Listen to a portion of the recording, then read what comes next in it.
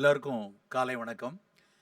இந்த சிந்தனை செய் அப்படிங்கிற அந்த தலைப்பு கல்லூரியில் படிக்கக்கூடிய ஆண்கள், பெண்களுக்கு, இளைஞர்களுக்கு, யுவதிகளுக்கு எதற்காக இந்த தலைப்பை வைத்து பல்வேறு விஷயங்களை இந்த நிகழ்ச்சியில் விவாதிச்சுட்டு வரோம் அப்படின்னு யோசிச்சு பார்த்தீங்கன்னா, இந்த இடத்துல நீங்கள்லாம் வந்து உட்கார்றதுக்கும், இங்கேருந்து நான் பேசுகிறதுக்கும், நமக்கு முகம் தெரியாத, நாம் பழகிராத, நம்ம படிச்சிராத பல்வேறு மக்களுடைய உழைப்பு தான் இன்றைக்கி நம்மளை இந்த இடத்துல கொண்டு வந்து உட்கார வச்சுருக்கு. அந்த மக்களுக்கு நாம் படித்த படிப்பை வச்சு நாமெல்லாம் படிச்சுட்டு ஒரு நல்ல பட்டம் வாங்கி நல்ல பதவிக்கு போயிடலாம். ஒரு பெரிய ஆசிரியர் ஆகலாம், இல்லைன்னா ஒரு பெரிய தொழில் முனைவோர் ஆகலாம், இல்லை ஒரு நல்ல வணிகர் ஆகலாம். இப்படி நிறைய பணிகளுக்கு நம்ம படிப்பை வச்சு போயிட முடியும். ஆனால் அந்த படிப்புங்கிறது அதுக்கு மட்டும்தானா? இந்த படிப்பை வச்சு நம்ம மட்டும் வளர்ந்துக்கணும், நம்ம மட்டும் ஒரு வீடு வாசல் வாங்கிக்கணும், நம்ம மட்டும் ஒரு பெரிய பணம்லாம் வச்சுக்கணுங்கிறதுக்காக மட்டும் இந்த படிப்பு இல்லை. அதை தாண்டி நம்ம இந்த இடத்துல வந்து உட்கார வச்சதுக்கு நமக்கு முகம் தெரியாத பல மனிதர்கள் இன்றைக்கும் உழைச்சிக்கிட்டு இருக்காங்க. அவர்களுக்கு நாம் இதை வச்சு என்ன செய்ய போகிறோம், இந்த கல்வியினால் எதை கொடுக்க போகிறோம் அப்படிங்கிறதுக்காகத்தான் இந்த படிப்பை தாண்டிய நமக்கு சிந்தனை இந்த வயசில் ரொம்ப ரொம்ப அவசியம். இப்படி உலகம் முழுக்க பல இளைஞர்கள் பல இளமையில் அவர்கள் வந்து சமூகம் சார்ந்த ஒரு சிந்தனையை விதைச்சதனோட விளைவு தான் இன்றைக்கு வந்து பல மக்கள், நம்மை போன்ற பல மக்கள் வசதியாகவும் படிப்பதற்கும் வாய்ப்புள்ள பல வாய்ப்புகள் நமக்கு வருவதற்கும் வந்து ஒரு வழிவகுச்சு. அந்த வகையில் சிந்தனை இந்த வயசில் வந்து நமக்கு ஒரு படிப்பை தாண்டி, நம் மகிழ்ச்சியை தாண்டி, நம் குதூகலத்தை தாண்டி, நம் கொண்டாட்டத்தை தாண்டி இந்த சமூகம் சார்ந்த ஒரு சிந்தனையும் அறம் சார்ந்த ஒரு சிந்தனையும் இந்த வயசில் ரொம்ப ரொம்ப அவசியமான ஒரு விஷயம். அந்த வகையில் இன்றைக்கு இந்த சிந்தனை செய்கிற நிகழ்ச்சியில் நாம் சிந்திக்க வேண்டிய, மறந்தே போய்விட்ட ஒரு முக்கியமான ஒரு விஷயத்தை பற்றி தான் நம்ம தொடர்ந்து பேச போகிறோம். உணவு அப்படிங்கிற ஒரு விஷயத்தில், நமக்கு உணவு அப்படின்னா ஃபஸ்ட்டாக சாப்பிட போகிறோம், இல்லைனா வாய்க்கு ருசியாக இருந்தால் போய் சாப்பிட போகிறோம், இல்லை சந்தோஷமாக நண்பர்களோடு போய் சாப்பிடணும், ஒரு சந்தோஷமாக ஒரு குதூகலத்திற்காக ஒரு விருந்து சாப்பிட போனோம்னா அப்போ மட்டும்தான் அந்த உணவு அப்படிங்கிற ஒரு விஷயம்னு நிறைய பேர் இந்த வயசில் நினச்சிட்டு இருக்கோம். ஆனால் அதை தாண்டி இந்த உணவுங்கிற விஷயத்துக்குள்ளே பல்வேறு விஷயங்கள் பொதிந்திருக்கு. உணவு கலாச்சாரம்னு ஒன்று இருக்குது, உணவு பண்பாடு இருக்குது, உணவின் பாரம்பரியம் இருக்குது, மரபு சொன்ன உணவுகள் நிறைய இருக்குது, உணவின்பால் நடக்கக்கூடிய அரசியல் இருக்குது, உணவில் வணிகம் சார்ந்து நடக்கக்கூடிய பல விஷயம் இருந்து கொண்டு இருக்குது. இவை எந்த அளவுக்கு நலவாழ்வோடு ஒட்டி இருக்குது, எந்த அளவுக்கு நலவாழ்வுக்கு சவாலாக இருக்குது அப்படின்னு பல விஷயங்கள் உணவு சார்ந்தே நமக்கு வந்து யோசிக்க வேண்டிய விஷயங்கள் நிறையா இருக்குது. இந்த நிறைய கூட்டங்களுக்கு நான் போகும் பொழுது முதல் ஒரு விஷயத்தை சொல்லிட்டு அதுக்கப்புறம் அந்த உணவு சார்ந்து நான் பேசுகிறது வழக்கமாக வச்சுருக்கேன். இது எப்படி நடந்தது அப்படின்னா, ஒரு 4-5 வருஷம் இருக்கும். அதுக்கு 4-5 வருஷத்துக்கு முன்னாடி ஒரு மருத்துவ கருத்தரங்கு, சென்னையில் இருக்கக்கூடிய ஒரு மிகப்பெரிய புற்றுநோய் மருத்துவமனையில் ஒரு கருத்தரங்கு நடக்குது. அந்த கருத்தரங்குக்கு ஒரு பேராசிரியை ஒரு அம்மா வராங்க. அவங்க வந்து புற்றுநோய் குறித்து பல்வேறு எபிடமாலஜிக்கல் விஷயங்கள், உளவியல் சார்ந்த விஷயங்களை பற்றியெல்லாம் பேசிட்டு, அது குறித்த பல்வேறு அந்த ஸ்லைட்ஸ் போடுவாங்க இல்லையா, பவர் பாயிண்டில் அந்த விஷயங்களை பேச ஆரம்பிக்கிறாங்க. அதில் வந்து அவங்க முதல்ல ஒரு ஸ்லைடை போட்டுட்டு அதுக்கப்புறம் நிறைய தரவுகளை அவங்க சொல்லிட்டு வராங்க. அந்த ஸ்லைடை பார்த்துட்டு, அந்த முதல் ஸ்லைடை பார்த்ததுக்கப்புறம் எனக்கு அதுக்கப்புறம் அந்த பேச்சில் மனம் ஒட்டலை. அவங்க சொன்ன விஷயம் அந்த அளவுக்கு ஒரு பெரிய ஆழமான கருத்தை வந்து சொல்லிச்சு. நான் அதுக்கப்புறம் அந்த நிகழ்ச்சிக்கு பார்த்ததுக்கப்புறம் நான் போன அத்தனை கூட்டங்கள்லையும் அவங்க சொன்ன அந்த தரவுகளை சொல்கிறது ஒரு வழக்கமாக வச்சுருக்கிறேன். இன்றைக்கு இந்த இளைஞர் கூட்டம் இதை கேட்டுக்கொண்டிருக்கிற, தங்களுடைய சிந்தனையை அறம் சார்ந்து செலுத்த வேண்டும்னு கேட்டுக்கொண்டிருக்கிற கூட்டம் கண்டிப்பாக இந்த விஷயத்தை தெரிந்து கொள்ள வேண்டும் என்று நினைக்கிறேன். அவங்க என்ன சொன்னாங்க அப்படின்னா, அந்த கூட்டத்தில் நிறைய பேர் வந்து ஒரு 40-45 வயதை ஒட்டிய மக்கள் உட்கார்ந்துருக்காங்க. அந்த 45 வயது ஒட்டிய மக்களை எல்லாம் பார்த்து அவங்க சொன்ன வார்த்தை என்னன்னா, இந்த ஒரு தலைமுறை தான், இன்றைக்கு நீங்கள் இங்கே உட்கார்ந்துருக்கிற இந்த ஒரு தலைமுறை தான் தன் அடுத்த தலைமுறையின் மரணத்தை அருகில் இருந்து பார்க்க போகிற துரதிருஷ்டவசமான தலைமுறை அப்படின்னு சொன்னாங்க. அந்த அந்த விஷயம் சொன்னோன்னே அந்த அரங்கில் அத்தனை பேரும் ரொம்ப ஒரு நிசப்தமாயிட்டாங்க. நிறைய பேர் மருத்துவர்கள், நிறைய செவிலியர்கள், நிறைய நோயிலிருந்து மீண்டு வந்து கொண்டிருக்கிறவங்க, நோய்க்காக சிகிச்சை எடுத்து கொண்டிருக்கிறவங்க எல்லாரும் உட்கார்ந்துருக்க அரங்கை பார்த்து அவங்க சொன்னது, இந்த ஒரு தலைமுறை தான் தன் அடுத்த தலைமுறையின் மரணத்தை அருகிலிருந்து பார்க்க போகிற ஒரு துரதிருஷ்டவசமான தலைமுறை அப்படின்னாங்க. அதாவது தன்னுடைய குழந்தையும் தன்னுடைய பெண்ணும் தன்னுடைய பையனும் தன்னுடைய சகோதரியும் தன்னுடைய சிறுவயது சகோதரனும் தனக்கு முன்னால் மரணமடைய போகிற ஒரு காட்சியை பார்த்து அவதிப்பட போகிற துன்பப்பட போகிற ஒரு துரதிருஷ்டவசமான தலைமுறைன்னு சொன்னாங்க. இது வந்து சும்மா ஒரு அனுமானித்து ஒரு புனைவில் யோசித்து ஒரு நாடகமாக இல்லை வந்து கதையாக சொன்ன விஷயம் கிடையாது. அத்தனையும் ஒரு மருத்துவ தரவுகள் உலக சுகாதார நிறுவனமும் இந்திய அரசாங்கமும் யோசிச்சுட்டு இருக்கிற விஷயங்களை வைத்து அவர்கள் சொன்னது. ஏன் அப்படி சொன்னாங்கன்னா, இன்றைக்கு 45 வயது 50 வயதில் இருக்கவங்க மருந்துகளோடோ மருத்துவத்தோடோ இல்லை நோய்க்கான சில முயற்சி வராமல் தடுக்க வேண்டுங்கிற முயற்சிகளோடோ 65-70களை வந்து நம்ம தொற்ற முடியும். ஆனால் இன்றைக்கு 15 வயசுலேயும் 20 வயசுலேயும் இருக்கக்கூடிய பல்வேறு இளைஞர்கள், சிறு குழந்தைகள், இவங்கெல்லாம் 60 வயது வரைக்கும் நோய் இல்லாமல் வந்து விடுவார்களா, இல்லை நோய் இல்லாமல் அவர்கள் காலம் போயிடுமான்னு பார்த்தா மருத்துவ அறிவியல் துறை உலகெங்குமே இன்றைக்கு ஒரு பெரிய கேள்விக்குரிய வைக்குது. ஏன்னா இன்றைக்கி ஒரு காலத்தில் வயோதிக நோய்கள் என்று பார்க்கப்பட்ட சக்கரை வியாதி, இரத்த கொதிப்பு, புற்றுநோய், மாரடைப்பு அத்தனையும் இன்றைக்கு வந்து இளைஞர்களை நோக்கி வர ஆரம்பிச்சாச்சு.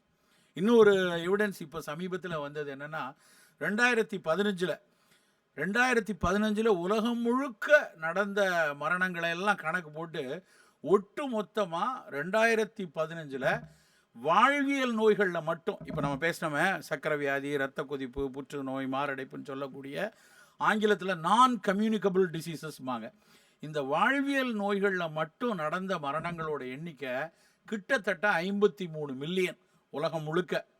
அதில் இந்தியாவில் மட்டும் நடந்த என்சிடி டெத் வந்து 18 மில்லியன்.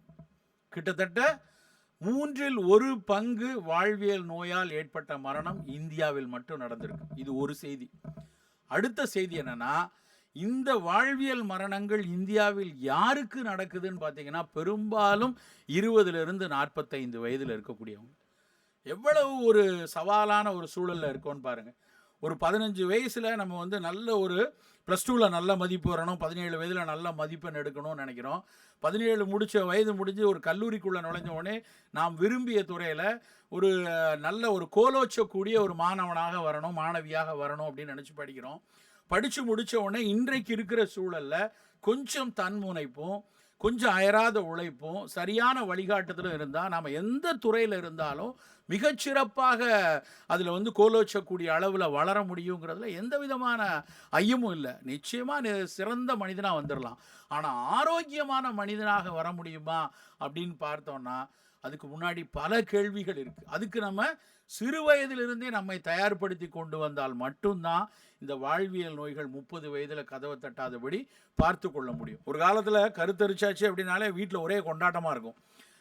நிறைய வரக்கூடிய அத்தனை அண்ணன் தம்பி அக்கா தங்கச்சி எல்லோரும் வர்றவங்களும் இனிப்புகளை வாங்கி கொடுக்கறது, விரும்பிய உணவுகளை கொடுக்கறதுங்கிறதெல்லாம் மாறி வளைகாப்பு சமயத்தில் ஏகப்பட்ட பண்டங்கள் செஞ்ச காலம்லாம் போய் ஐயோ கருத்தரிச்சாச்சு அப்படின்னு ஏதோ ஒரு நோய் வந்த மாதிரி ஆஸ்பத்திரியில் போய் அட்மிட் ஆன ரேஞ்சில் இன்றைக்கி எல்லாரும் வந்து கருத்தரிப்புங்கிற ஒரு விஷயம் கூட ரொம்ப கவலையான ஒரு விஷயமாக மாறிக்கொண்டிருக்கு.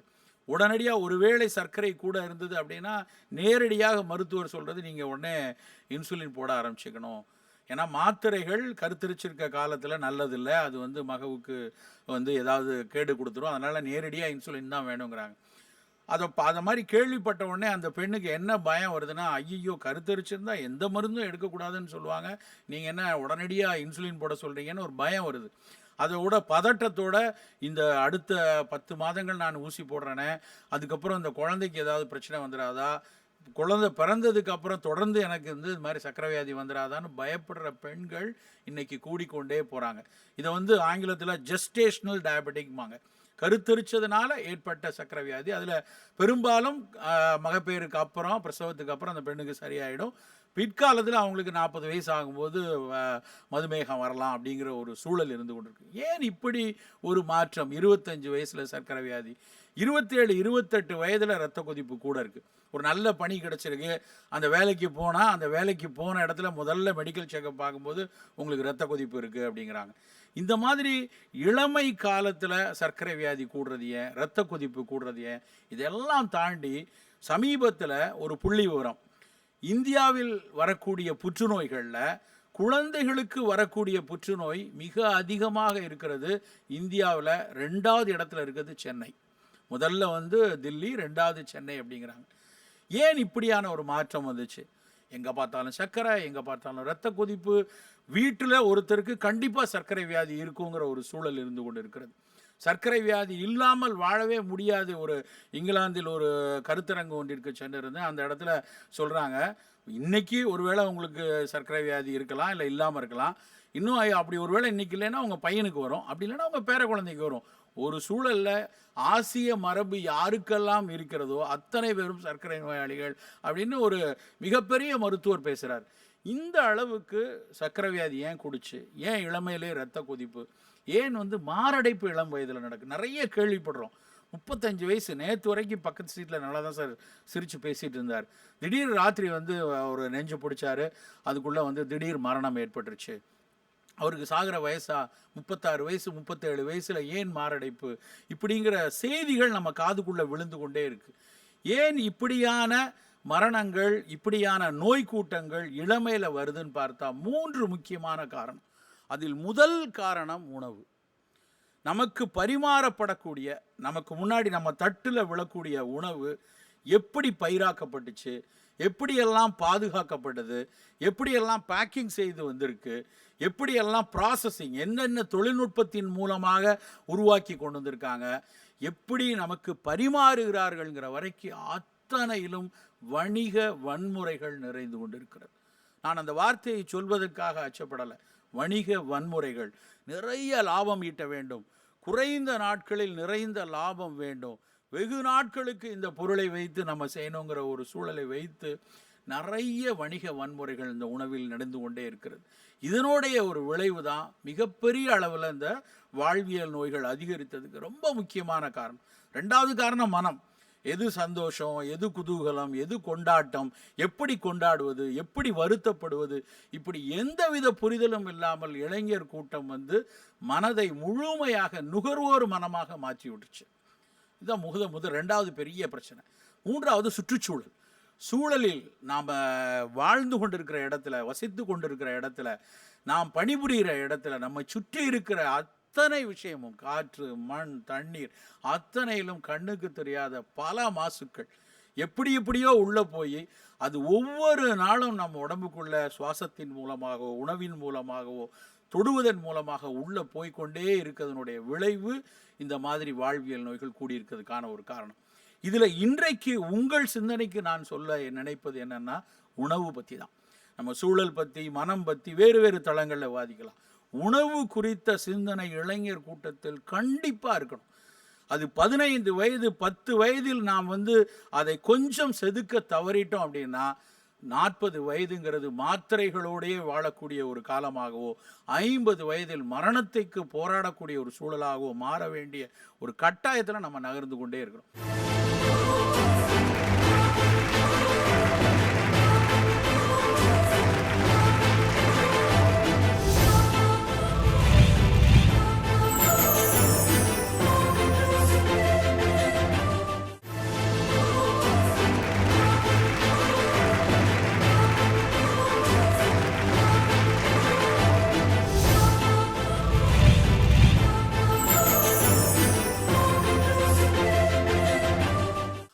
1600 வருஷத்துக்கு முன்னாடி ஆச்சாரக்கோவைன்னு ஒரு நூல்.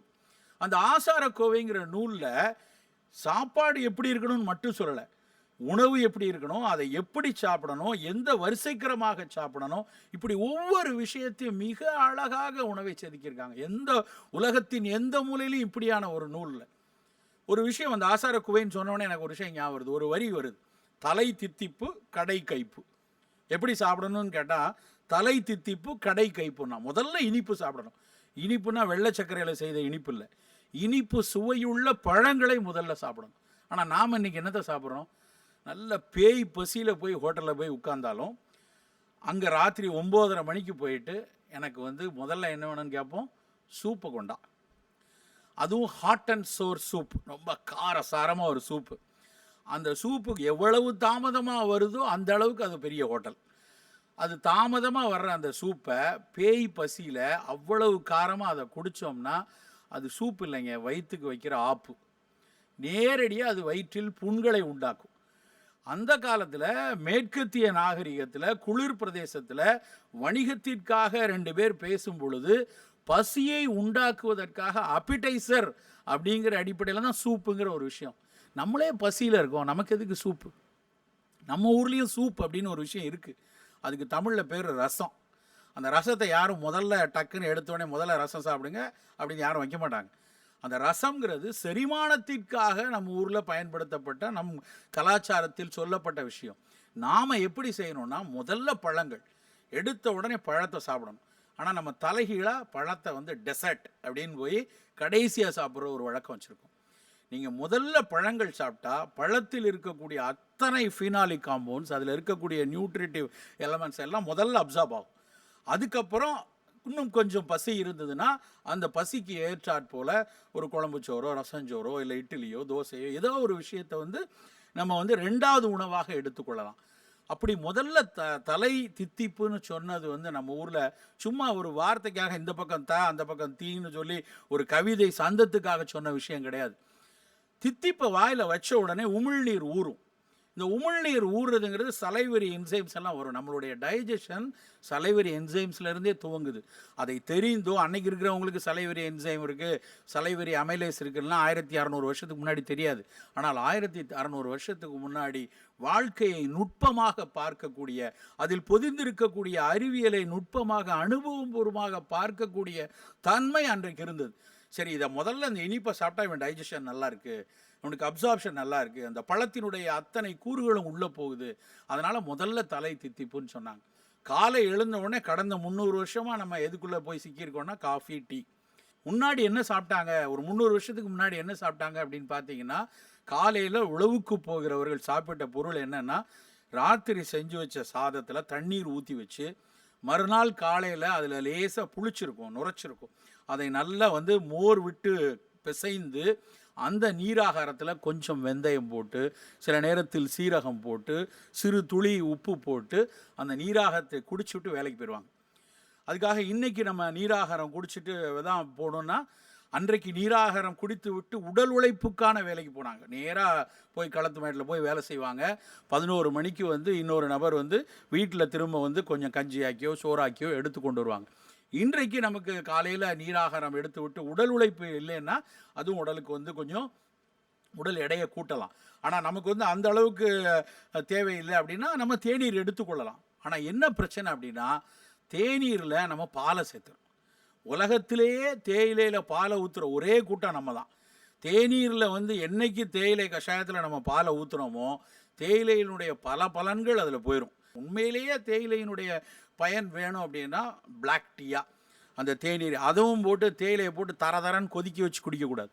அந்த தேயிலை வந்து நல்ல கொதித்த வெந்நீரில் 1 நிமிடமோ 2 நிமிடமோ அந்த தேயிலையை போட்டு குடிக்கிற தேநீர் வந்து பல பாலிஃபினால்ஸ் கண்டென்ட் நிறையா இருக்குது. சக்கரை வியாதியிலேருந்து புற்றுநோயிலிருந்து உடல் எடை அதிகரிப்பு வரைக்கும் குறைக்கிறதுக்கு அந்த தேயிலை நல்லது.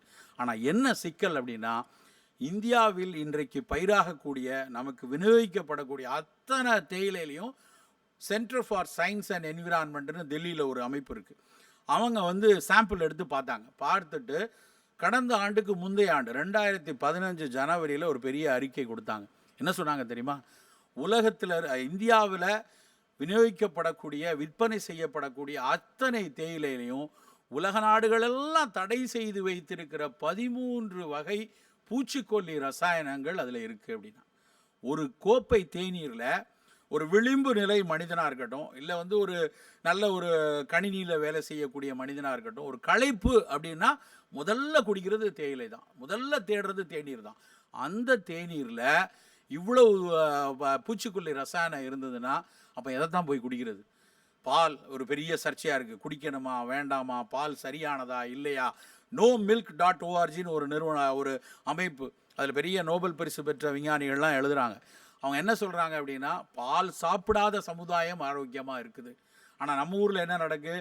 ஒரு பாலாவது குடிச்சிட்டு போ, இட்லி தான் சாப்பிடலை, சாப்பாடு தான் சாப்பிடலை, எப்படியாவது பாலை குடி அப்படின்னு சொல்லி பாலை வந்து ஒரு மிகச்சிறந்த உணவாக வந்து நம்ம உள்ளே தள்ளிக்கிட்டே இருக்கும். ஆனால் யார் பால் அதிகம் அருந்துகிறார்களோ அவர்கள் பின்னால் வந்து உடல் எடை அதிகமாகுது, பெண்களாக இருந்தால் அவர்களுக்கு நிறைய சினைப்பை நீர்க்கட்டிகள், பாலிசிஸ்டிக் ஒவேரியன் சிண்ட்ரோம் சொல்லக்கூடிய அந்த மாதவிடாய் தள்ளி தள்ளி வரக்கூடிய ஒரு சூழல் அவர்களுக்கு அதிகமாக இருக்குது.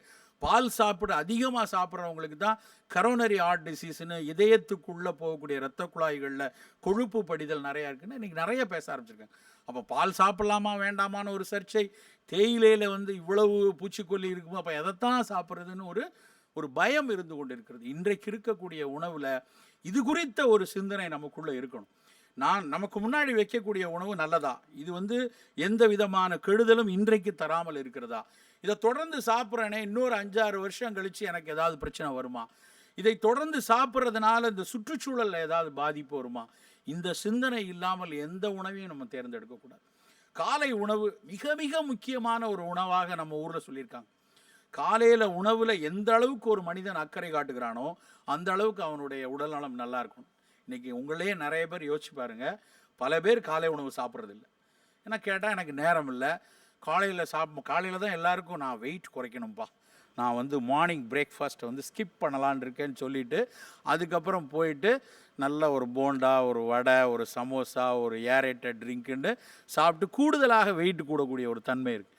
ஆனால் காலை உணவு பழங்களாகவும் ஆவியில் வெந்த உணவாக இருந்தால் அது அவ்வளவு தூரம் உடல் நலத்துக்கு நல்லதுன்னு உலகம் முழுக்க சொல்லிட்டு இருக்காங்க. அது மட்டும் இல்லை, காலை உணவு நம்ம சாப்பிடக்கூடிய ஒவ்வொரு துளி அதில் இருக்கக்கூடிய சத்துக்களும் உடலில் முழுமையாக உட்கரிக்கப்படும். 10 மணி நேரம் ஃபாஸ்டிங்க்கு அப்புறம் நம்ம சாப்பிட்றோம். அப்போ அது ரொம்ப சத்துள்ளதா, மிகச்சிறந்த கனி ரகங்கள் எது அருகாமையில் கிடைக்குதோ, எது பக்கத்தில் இருக்கோ அதுக்கு உடனே நம்ம நான் வாஷிங்டன் ஆப்பிள் தான் சாப்பிடுவேன், கலிஃபோர்னியா கிரேப்ஸ் தான் சாப்பிடுவேன், அப்படியே நியூசிலாந்துலேருந்து வந்த கிவி பழம் தான் ரொம்ப விட்டமின் சி உள்ளதான், அப்போல்லாம் நினைக்க வேண்டிய அவசியமே இல்லை. நம்ம அருகாமையில் என்ன கிடைக்குது, ஒரு கொய்யாப்பழம் பக்கத்தில் இருக்கா, பப்பாளி பழம் கிடைக்கிறதா, ஆப்பிள் கிடைக்குதா, எது கிடைக்குதோ அருகாமையில் நம்ம ஊர் கனிகளாக இருக்கட்டும். இருக்கிற கனிகளே மிகச்சிறந்தது வாழைப்பழம். ஆனால் வாழைப்பழத்தை பார்த்தாலே நமக்கு அது பல பேருக்கு இன்றைக்கி பல பேர் என்ன நினச்சிட்டாங்கன்னா அது ஒரு பத்தி ஸ்டாண்டு தான், ஏதோ சாமி கும்பிடும்போது பத்தி கொத்துறதுக்கு வைப்பாங்க, இல்லைன்னா வாழைப்பழத்தினால வெயிட்டு போட்டுரும். ஐயோ பனானாவா, எனக்கு வெயிட் போட்டுரும்ப்பா, நான் சாப்பிடவே மாட்டேன், இப்படி பேசிகிட்டு இருக்காங்க. ஒரு வாழைப்பழத்தையும் ஒரு இட்லியும் எடுத்து பார்த்தீங்கன்னா வாழைப்பழம் 60 கலோரி, ஒரு இட்லி 50 கலோரி. 4 இட்லி சாப்பிட்ற இடத்துல ஒரு இட்லியை தவிர்த்து வச்சுட்டு ஒரு வாழைப்பழத்தை நம்ம சாப்பிடலாம்.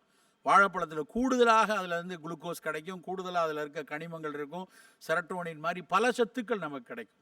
அப்போ காலை உணவுங்கிறது பழங்களை சாப்பிட்டு ஆவியில் வெந்த உணவுகளை சாப்பிட்டு நம்ம வலுப்படுத்தணும். ஆனால் நம்ம நாட்டில் காலை உணவு சந்தையை குறிவைத்து உலகத்தில் எத்தனை குப்பையை கொட்டுறாங்க தெரியுமா? இன்றைக்கி பல வீடுகளில் கேளுங்க, நான் காலையில் ஓட்ஸ் கஞ்சி தான்ப்பா சாப்பிடுவேன், ஓட்ஸு சாப்பிட்டா உடம்பு இளைக்கும்னு நிறைய பேர் சொல்லியிருக்காங்க. ஆனால் ஓட்ஸு சாப்பிட்டு உடம்பு இழைச்சி இது வரைக்கும் நான் ஒருத்தரையும் பார்த்ததே இல்லை. ஆனால் தொடர்ந்து ஓட்ஸ் கஞ்சியில் அப்படி என்ன இருக்குது, ஓட்ஸில் அதில் பீட்டா குளுக்ககான் இருக்குது, புரோட்டீன் நிறைய இருக்குது, ஃபைபர் நிறைய இருக்குது. ஏன் நம்ம ஊர் தானியங்களில் இல்லையா? நம்ம ஊரில் தெனை, ராகி, கம்பு, சோளம், குதிரைவாலி, காடைக்கண்ணி, எத்தனை தானியங்கள் இருக்குது. அத்தனையிலும் ஒவ்வொரு தானியத்திலையும் ஒரு சிறப்பு இருக்குது. ஆனால் நம்ம அந்த சிறப்பெல்லாம் சந்தைப்படுத்துவதற்கு, தினையை விற்கிறதுக்கு ஒரு பெரிய கம்பெனி இல்லை, சோளத்தை நம்மக்கிட்ட முன்னாடி சொல்கிறதுக்கு ஒரு பெரிய நிறுவனங்கள் இல்லை. எங்கேயோ வெளிநாட்டில் குதிரைங்க சாப்பிட்ற உணவுகளை அவங்களுக்கு குதிரைகளுக்கு போக மீதி நிறைய கிடைக்கி, அதை இந்தியாவில் கொஞ்சம் நிறைய கழுதைங்களுக்கு போடலாம் அப்படின்னு சொல்லி அங்கேருந்து விற்பனை செய்கிறான். அதை இங்கே நம்ம போட்டி போட்டு வாங்கி கொண்டிருக்கோம். நம்ம வாங்குகிற ஓட்ஸுங்கிறது என்ன தானியமாக நமக்கு கிடைக்குது? நமக்கு கிடைக்கிறது ஓட்ஸ் அவல். ஒரு தானியம் அவலாக மாறுவதற்கு எவ்வளவு தொழில்நுட்பங்கள் அதுக்கு பின்னாடி இருக்குது. அந்த தானியத்தை வேக வச்சு அதுக்கப்புறம் அடித்து தட்டையாக்கி அதில் உள்ள நீர்த்துவத்தை எல்லாம் உறிஞ்சு ஒவ்வொன்றிலையும் வெப்பம் இருக்கிறது. அடித்து தட்டையாக்கும் போது எவ்வளவு அழுத்தம் கொடுக்கப்படுகிறது, கொதிக்க வைக்கும்போது எவ்வளவு வெப்பம், அப்புறம் அதில் இருக்க நீர்த்துவத்தை உரியும் போது எவ்வளவு வெப்பம், அத்தனையும் சேர்ந்து அதில் உள்ள அவ்வளவு சத்துக்களும் போனதுக்கப்புறம் குப்பை சக்கையில் விட்டமின் சி வேணுமா, விட்டமின் பி வேணுமா, ஏ வேணுமா, ஃபைபர் வேணுமா, எல்லாம் தனித்தனியாக ஆடட் கெமிக்கலாக போட்டு நமக்கு அது கெட்டு போயிடக்கூடாது. ஒரு தடவை வேக வச்சு தட்டையாக்கி எல்லாம் ஆகிடுச்சுன்னா கெட்டு போவதற்கான வாய்ப்பு நிறைய, அடுத்த 12 மணி நேரத்தில் கெட்டு போயிடும். ஆனால் 6 மாதங்கள் கெட்டு போகக்கூடாதுங்கிறதுக்காக அதில் ப்ரிசர்வேட்டிவ், அப்புறம் அதுக்கு நைட்ரஜன் ஃப்ளஷ் பேக்கிங், அப்புறம் அந்த நிறுவனத்தினுடைய காப்புரிமை பெற்ற ஒரு பிரத்யோகமான மனம், அப்புறம் என்ன வடிவத்தில் வேணுமோ அந்த வடிவத்துக்கு ஒரு பேட்டன்ட் இது, அந்த டெக்னாலஜிக்கு பின்னாடி ரசாயனம், எல்லாத்தையும் போட்டு அவ்வளவு ரசாயன குப்பைகளாகத்தான் நம்மளுடைய வீட்டுக்கு அந்த பரிமாறப்படக்கூடிய அந்த ஓட்ஸ் வந்து சேருது. அது ஓட்ஸாக இருக்கட்டும், நிறைய ஃப்ளேக்ஸ் வேறு வேறு சோளத்துலேருந்து வரதாக இருக்கட்டும், அந்த தானியங்கள் ஒவ்வொன்றும் சிறப்பானது தான். ஆனால் அந்த தானியங்கள் அவலாக மாறும்போது இவ்வளவு மாற்றங்கள் வந்து தான் நமக்கு வருது. அது நல்லதா கெட்டதா, அதில் உள்ள அத்தனை ரசாயனங்களும் நிறைய அறிவியல் பூர்வமாக படிக்கப்பட்டது தானே, FDA அப்ரூவ் பண்ணியிருக்கானே, FSSAI அப்ரூவ் பண்ணியிருக்கானே நம்ம பேசலாம். முதல் கேள்வி, நமக்கு அவசியமா அது? நமக்கு இதை சாப்பிட என்ன வேறு உணவு இல்லையா நம்மகிட்ட அப்படின்னா அதை தேடலாம். நமக்கு அவசியமே இல்லை, எந்த சூழல்லையும் அது அவசியம் இல்லை. நம்மக்கிட்ட ஏராளமான உணவுகள் நம் பண்பாடு காட்டி கொடுத்துருக்கு. ஒரு திணை பொங்கலில், ஒரு சோள பணியாரத்தில், ஒரு கம்பு தோசையில் இல்லாத எந்த சத்தும் இந்த மாதிரி வெளிநாட்டு ஃப்ளேக்ஸில் இல்லை. ஆனால் பிரச்சனை என்னென்னா, இந்த திணை பொங்கல்லையோ சோள பணியாரத்துலேயோ சோடியம் நைட்ரேட் கிடையாது, ஒரு மோனோசோடியம் குளூட்டமேட் கிடையாது. கெட்டு போகாமல் இருக்க வேணுங்கிறதுக்காக நைட்ரஜன் ஃப்ளஷிங் பேக்கிங் பண்ணி நம்ம ஊர் விவசாயி சோளத்தை கொண்டு வந்து கொடுக்கல. ஆனால் இந்த அத்தனை தானியங்கள்லையும் இவ்வளவு குப்பைகளும் கலந்து தான் நம்ம உடம்புக்குள்ளே வந்து கொண்டிருக்கு. நண்பர்களே, நாம் ரொம்ப சிந்திக்க வேண்டிய ஒரு விஷயம் என்னென்னா, நம் மரபுக்கு பரிச்சயம் இல்லாத, நம் உடம்பு இதுவரை நம் தாத்தா பாட்டி எல்லாம் சாப்பிட்டு பரிச்சயம் இல்லாத இந்த ரசாயன குப்பைகள் நம்ம உடம்புக்குள்ள நம்ம அனுமதிக்கணுமா? நமக்கான தேவை என்ன? ஒருவேளை நம்ம இந்த மாதிரி ஃப்ளேக் சாப்பிடலைன்னா கழுத்து ஒரு பக்கமாக கோணிக்கும், இது சாப்பிடலைன்னா நமக்கு வாய் ஒரு பக்கம் இழுத்துக்கும் அப்படின்னா அதெல்லாம் வாங்கி சாப்பிடலாம். அப்படியான எந்த நிர்பந்தங்களும் இல்லாமல் சந்தைகள் முன்னிறுத்துது. பெரிய கலை நிகழ்ச்சி நடத்தக்கூடிய பெரிய நடிகர்களும் நமக்கு பிடித்த கிரிக்கெட் வீரர்களும் இதை சொல்கிறாங்க, அதனால் இதை வாங்கிக்கணும்னு நினச்சி நம்ம போக போக கொஞ்சம் கொஞ்சமாக அது உள்ளே போகக்கூடிய ரசாயனங்கள் நாளடைவில் புற்றுநோயாகவோ, இரத்த கொதிப்பாகவோ, மாரடைப்பாகவோ, சர்க்கரை நோயாகவோ ஏதோ ஒரு நோய் வருவதற்கு பிளாட்ஃபார்மை இந்த நோய் உண்டாக்குகிறது.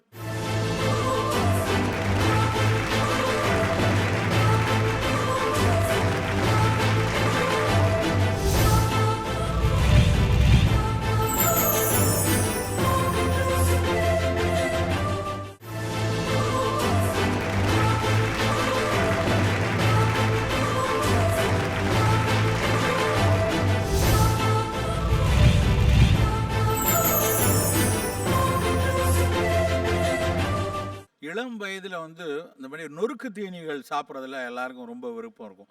சாப்பாடு போட்டால் அதை சாப்பிட்றதுக்கு 1000 முகச்சுளிப்பு இருக்கலாம். ஆனால் அங்கங்கே போய் லைட்டாக ஏதாவது போய் நொறுக்கு தீனி சாப்பிட்றதுக்கு, நமக்கு பிடிச்சமான பண்டங்களை போய் சாப்பிட்றதுக்கு ரொம்ப விருப்பமாக இருக்கும்.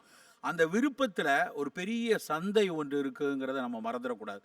ஒரு காலத்தில் நாங்கள்லாம் சின்ன பிள்ளையில் படிக்கும்போது எங்களுக்கு அதிகபட்சம் இருந்த இனிப்பு மிட்டாய் அப்படின்னா ஆரஞ்சு மிட்டாய் தான். அந்த ஆரஞ்சு மிட்டாயை வாங்கிட்டு டவுசர் பாக்கெட்டில் போட்டுட்டு அது உள்ளேருந்து எடுத்து சாப்பிடும்போது டவுசரில் இருக்கக்கூடிய நூல்லாம் ஒட்டிகிட்ருக்கும். அதை மெதுவாக விரித்து அதை வாயில் போட்டு மெதுவாக சப்பி சாப்பிட்டு கொண்டு, அதுதான் எங்களுக்கு கிடைத்த மிகப்பெரிய ஒரு மிட்டாய். அப்படின்னா இன்றைக்கு எவ்வளவு சாக்லேட்ஸ், எத்தனை விதமான சாக்லேட்ஸ் சந்தையில் குமிஞ்சிருக்கு.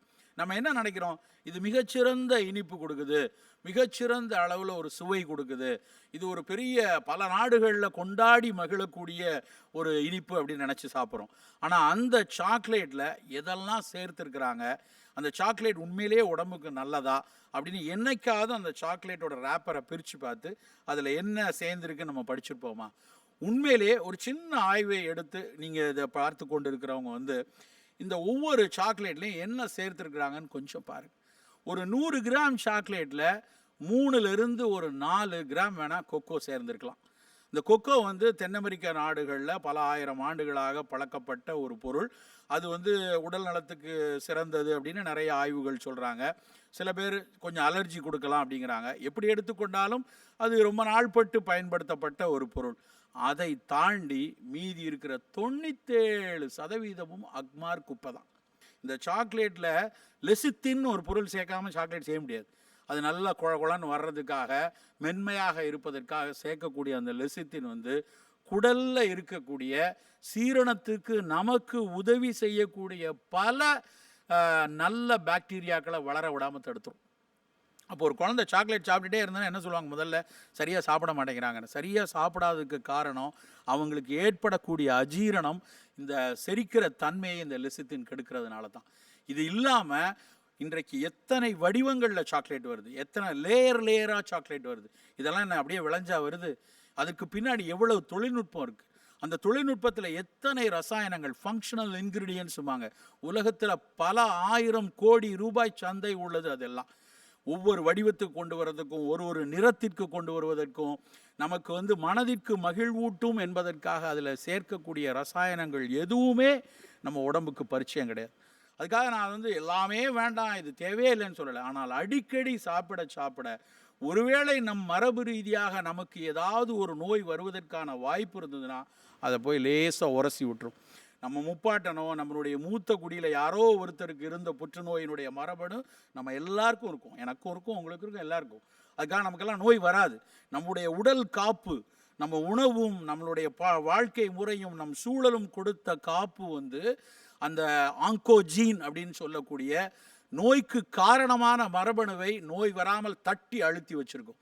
ஆனால் இப்படி சாப்பிடக்கூடிய உணவுகள், புதிதாக வரக்கூடிய ரசாயனங்கள் அந்த ஆங்கோஜீனை, அந்த மரபணுவை லேசாக உரசி ஒரு எபிஜெனட்டிக் டேமேஜுமாங்க, எபிஜெனட்டிக்காக நடக்கக்கூடிய மாற்றங்கள் மூலமாக ஒருவேளை நோயை உருவாக்கக்கூடிய சூழல் வரலாம். அது நோய் வருமா வராதா அப்படின்னு நமக்கு தெரியாது. ஆனால் வருந்து விட்டால் இன்றைக்கு இருக்கிற சூழலில் எந்த ஒரு வாழ்வியல் நோயையும் முழுசையாக குணப்படுத்தி தூக்கி போட முடியாது. எந்த ஒரு துறையினாலும் அதை மருந்து எடுத்து கட்டுப்பாட்டில் வைத்திருக்கலாம். பல புற்றுநோய்களுக்கு மருந்து எடுத்தால் கூட வாழ்க்கை முறை நாட்கள் என்பது நிர்ணயிக்கப்பட்ட ஒரு விஷயமாக இருக்குது. அப்படியானால் எவ்வளவு சிக்கலில் நம்ம இருக்கோன்னு பாருங்கள். ஒரு காலத்தில் ஃபிஸி ட்ரிங்க்கு முன்னாடி ஒரு பெரிய கூட்டம் போச்சு. ஏரேட்டட் ட்ரிங்க் குடிக்கிறதான் கொண்டாடுறதுனுடைய மிக உற்சாகம். ஒரு குதூகலம்னா ஒரு ஃபிஸி ட்ரிங்க் குடிக்கிறதுன்னு ஒரு பழக்கம் இருந்துச்சு. இன்றைக்கி ஓரளவுக்கு இளைஞர்கள் மாறி இருக்காங்க, இந்த மாதிரி ஏரேட்டட் ட்ரிங்க்ஸ் எல்லாம் வேண்டாம் அப்படின்னு. ஆனால் என்ன நடக்கு? ஏரேட்டட் ட்ரிங்க் வேண்டான்னு சொல்லிட்டு பதப்படுத்தப்பட்ட ரெடியாக இருக்கக்கூடிய பழச்சாறுகளுக்கு பின்னாடி போகிறாங்க. அட்டை பெட்டியில் இருக்கக்கூடிய பழச்சாறுகளை போய் குடிக்கிறது ரொம்ப ஒரு மகிழ்ச்சியாக, நான் ஃப்ரூட் ஜூஸ் தானே குடிக்கிறேன், அது பெரிய நிறுவனங்கள் அழகாக அடுக்கி வச்சுருக்காங்க, கொய்யா பழச்சாறு, ஆரஞ்சு பழச்சாறு, மாதுளைச்சாறு, அப்படி போய் வாங்கி குடித்தா என்ன தப்பு, இது நல்லது தானே நினைக்கிறாங்க. ஒரு பழத்தை உடனடியாக புழிஞ்சு ஜூஸாக எடுத்து குடிக்கிறதுக்கும் 3 மாதத்துக்கு முன்னாடி பெரு நாட்டில் விளைஞ்ச ஒரு பழத்தினுடைய பல்ப்பை அதை இறக்குமதி செய்து இந்தியாவினுடைய எந்த இடத்துல டாக்ஸ் குறையாக இருக்கும் அங்கே கொண்டு வந்து அந்த நாட்டு தண்ணீரை வைத்து நல்லா அதை கலந்து மறுபடியும் அதை ஜூஸ் ஆக்கி அதில் தேவையான சர்க்கரையை சேர்த்து இங்கே கொண்டு ஒரு புட்டியில் அடைச்சி கொடுக்கறதுக்கு பேர் பழச்சாறு இல்லை. இதையெல்லாம் தாண்டி இன்னொரு மிகப்பெரிய சிக்கல் இளைஞர் கூட்டத்துக்கு வந்து கொண்டிருக்கிறது. பெருவாரியான இளைஞர்கள் தமிழகத்திலும் சரி, இந்தியாவிலும் சரி, உலகத்திலும் சரி, ஒரு காலத்தில் அவமானமாக பார்க்கப்பட்ட மதுவின் பின்னாடி போய் கொண்டிருக்கிறாங்க. மது அருந்துவதுங்கிறது ஒரு குதூகலத்தின் அடையாளம், இல்லைன்னா மன வருத்தத்தை முறிக்கக்கூடிய ஒரு விஷயமாக மது முன்னிறுத்தப்பட்டு கொண்டே இருக்குது. கொஞ்சமாக குடித்தா தப்பு இல்லை, கொஞ்சமாக குடித்தா கெட்ட கொழுப்பெல்லாம் குறையும்னு எங்கள் டாக்டரே சொன்னார் அப்படின்னு ஒரு கூட்டம் சொல்லிட்டு தெரியுது. எந்த அறம் சார்ந்த டாக்டரும் அப்படி சொல்ல மாட்டாங்க. எந்த மதுவும் எள்ளளவும் உடலுக்கு நல்லது செய்வதாக இதுவரை எந்த ஆராய்ச்சியும் நிரூபிக்கலை. அதுவும் குறிப்பாக 13 ஆண்டுகளாக ஒரு ஆய்வு நடந்துச்சு, அது கோஹார்ட் ஸ்டடிம்பாங்க. இங்கிலாந்தில் அந்த ஆய்வினுடைய முடிவு இந்த ஜனவரி மாதம் 2017 ஜனவரியில் வெளியாச்சு.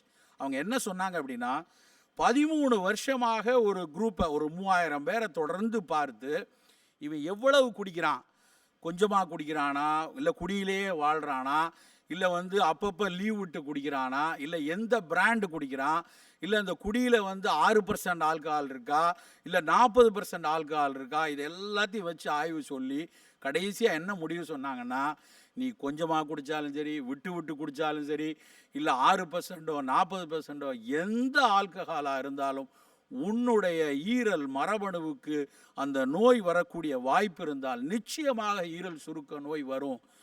ஒருவேளை ஒரு 4-5 மாதத்தில் உங்கள் வீட்டில் சங்கு ஊதலாம், இல்லைன்னா ஒரு 4-5 வருஷம் கழித்து சங்கு ஊதலாம். சங்கு ஆனால் மது அருந்துறவனுக்கு உறுதி அப்படின்னு அந்த ஆய்வு முடிவு மிக தெளிவாக சொல்லியிருக்கிறது. ஆனால் நம்ம என்ன நினைக்கிறோம், எப்படியாவது குடிக்கணும், கொஞ்சமாவது குடிக்கணும் அப்படின்னு சொல்லி பல காரணங்களை வைத்து கொண்டு இன்றைக்கு குடிக்கு காரணம் தேடிக்கொண்டு இளைஞர் கூட்டம் போய்கொண்டு இருக்கிறது. நண்பர்களே, நாம் சிந்திக்க வேண்டிய மிக மிக முக்கியமான விஷயம் இந்த விஷயம். மது எள்ளளவும் உடலுக்கு நல்லது கிடையாது. அதை சாப்பிட என்றோ ஒரு நாள் உடலுக்கு அச்சுறுத்தக்கூடிய அந்த ஈரல் சுருக்க நோய், உயிருக்கு அச்சுறுத்தக்கூடிய நோய் வரும். ஒருவேளை இன்றைக்கி ஹார்ட் அட்டாக் வந்துச்சுன்னா ஒரு மருத்துவமனைக்கு போனோன்னா ஒரு 1.5 லட்ச ரூபா செலவு பண்ணி ஒரு ஸ்டென்ட் வச்சோ இல்லை ஒரு 2.5 லட்ச ரூபா பைபாஸ் பண்ணனா அடுத்த ஒரு 15-20 வருஷத்துக்கு எந்த நோயும் வராது, அழகாக வாழ்க்கையை லீட் பண்ண முடியும். ஆனால் ஒருவேளை இந்த மதுவினால் ஈரல் கேடடைந்து ஈரல் சுருக்க நோயின்னு சொல்லக்கூடிய cirrhosis of liver, alcoholic liver disease வந்துச்சு அப்படின்னா அதிகபட்சம் 48 மாதங்கள் தான், 3-4 வருடங்கள். ஒருவேளை ஈரல் மாற்று அறுவை சிகிச்சை பண்ணணும்னா இன்னைக்கு நிலைமை 48 லட்சம் ரூபா. அவ்வளவு பணம் கொடுத்து ஈரல் மாற்று அறுவை சிகிச்சை செய்தாலும் 20%, 25% கூட உயிர் பிழைக்க வாய்ப்பில்லை. இவ்வளவு இக்கட்டான ஒரு சூழலை தரக்கூடிய அந்த மதுவுக்கு பின்னாடி இளைஞர் கூட்டம் போகணுமா? கொஞ்சம் சிந்தித்து பாருங்கள் நண்பர்களே.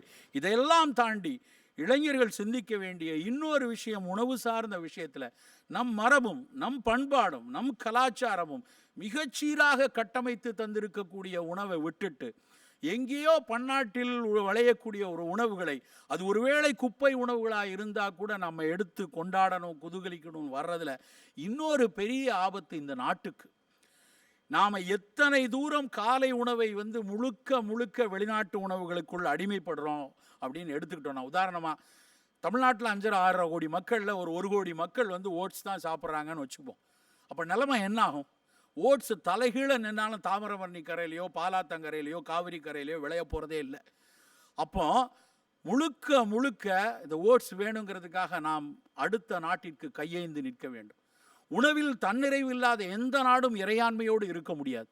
அப்போ வெளிநாட்டிலிருந்து உன்னுடைய காலை உணவையும், வெளிநாட்டிலிருந்து தாகம் தீர்க்க உன்னுடைய பானத்தையும், வெளிநாட்டிலிருந்து குதூகலம் அடைவதற்காக உனக்கு ஒரு சிறு தின்பண்டங்களையும் மிட்டாய்களையும் இறக்குமதி செய்ய நம் நாட்டை நாம் இழந்து கொண்டே இருக்கிறோம். இளைஞர்கள் இல்லாமல் இந்த நாட்டினுடைய எதிர்காலம் கிடையாது. அப்போ இளைஞர்களை குறிவைத்து வரக்கூடிய இந்த மாதிரியான உணவுகள் மீது நாம் எதற்கு நம்முடைய கைகளை நீட்டணும்? நம்முடைய ஒரு சின்ன சந்தோஷம் என்று நினைத்து கொண்டு, தவறாக நினைத்து கொண்டு நம் உடலையும் கெடுத்து கொண்டு நம்முடைய நாட்டினுடைய உடலையும் கெடுத்து கொண்டு இருக்கும். இதை தாண்டி இன்னொரு விஷயம் என்னென்னா, 2 minutes தான் ரெடி டு ஈட். அப்படியே நூடுல்ஸை வேக வச்சு சாப்பிட்றலாம். அந்த நூடுல்ஸ்க்கு வெளியே ஒரு பேக்கிங் இருக்க, அந்த பேக்கை சாப்பிட்டுட்டு நம்ம என்ன செய்கிறோம்? சரி, நம்மெல்லாம் நூடுல்ஸ் சாப்பிட்டாச்சு, அந்த பேக்கெட் எல்லோரும் கத்திரியை வச்சு வெட்டி ஆளுக்கு கொஞ்சமாக தின்றலான்னு திங்க முடியுமா? சரி, வேண்டான்னு அந்த கவரை தூக்கி எங்கே போட்டாலும் அந்த கவரை இந்த பூமி திங்கிறதுக்கு 25,000 வருஷம் ஆகும். அது ஒரு நூடுல்ஸ் கவராக இருந்தாலும் சரி, ரெடி டு ஈட்டாக வரக்கூடிய ஒரு தோசமாவு கவராக இருந்தாலும் சரி, இல்லை ஒரு புளியோதரை பொடியை போட்டு வந்தாலும் சரி, இந்த சூழலுக்கு கேடடையக்கூடிய அந்த நெகிழிப்பைகளை சுற்றி கொண்டு வரக்கூடிய எந்த உணவும் நமக்கு வேண்டாம். அப்போ அந்த உணவை நாம் சாப்பிட்டு குதூகலம் அடையணும்னு நினைக்கிற நம்ம அதுக்கு வெளியே இருக்கிற நெகிழிப்பையை வெளியே தூக்கி போடும்போது அந்த மண் நோயுறுகிறது. அந்த மண்ணில் சிதைவுறக்கூடிய அதனுடைய நிறமிச்சத்துக்களும் அதில் இருக்கக்கூடிய நெகிழிச்சத்துக்களும் திருப்பி நம்மளை அடிக்க ஆரம்பிக்கும். எங்கேயோ அது மண்ணிற்கு ஊடாக, எங்கேயோ தண்ணீரின் வழியாக, காற்றின் வழியாக, எங்கேயோ எரிக்கப்படும் போது மாசுக்களின் வழியாக முகரும் போது தான் 25 வயசில் ஒருத்தனுக்கு சக்கரை வியாதியோ இல்லை ஒரு புற்றுநோயோ சேருவதற்கான காரணம் இருக்கிறது. நண்பர்களை, நாம் சிந்திக்க வேண்டிய மிக முக்கியமான விஷயம் உணவு. நமக்கு முன்னால் நிறுத்தப்படக்கூடிய, ஊடகங்கள் முன்னிறுத்தக்கூடிய, அறிவார்ந்த சமூகங்கள் முன்னிறுத்தப்படக்கூடிய உணவுகளை ஒரு கணம் உற்று பாருங்கள். அதற்காக நான் அறிவியலுக்கு எதிராக பேசலை, தொழில்நுட்பங்களை எதிர்க்கலை.